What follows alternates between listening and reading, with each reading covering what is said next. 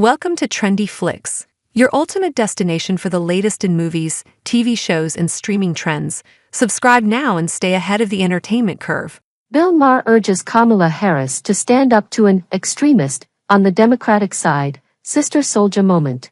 Maher referred when Bill Clinton denounced a rapper's comments on race while running for president in 1992. Comedian Bill Maher encouraged Vice President Kamala Harris to target an extremist on the Democratic side on Friday during real time, referencing a Sister Souljah moment. It's not too late for Kamala Harris to do what many have been calling for her to do since she became the candidate, have a Sister Souljah moment.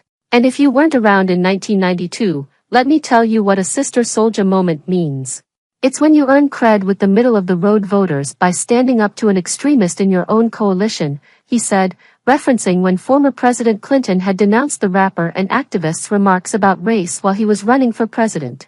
Maher, who supports the vice president and routinely criticizes former President Trump, has also criticized the far left. The comedian recently said Harris needed to convince undecided voters that she's not part of the worst excesses of the left. After the LA riots in '92, she said, "If there are any good white people, I haven't met them," Maher explained. But she also said if black people kill black people every day, why not have a week and kill white people? And Bill Clinton, looking for an easy target and also well aware that killing white people would decimate our Olympic snowboard team, rebuked Souljah and came out against taking a week to kill whitey. And yes, that was seen as courageous. It was an easy win. Maher explained that former President Obama also had a Sister Souljah moment when he denounced a reverend who claimed the government purposefully engineered AIDS to kill minorities and spoke the words, "Goddamn America." Maher suggested Harris could make a speech about George Floyd's murder in 2020, and asked white Americans to understand how the footage of the murder would affect you if that was the history of your race. "I think most Americans would be sympathetic," Maher said. And then admit that in 2020 the left got a little carried away. Looting was rebranded as justice shopping. We stopped arresting shoplifters. Anti-Racist Baby was a bestseller. Corporations took DIY to ludicrous lengths. We opened our hearts to all who wanted to come here and then also our borders. Portland decriminalized all drugs and Seattle set up a no-cop zone until they had to reverse course on both, Maher said.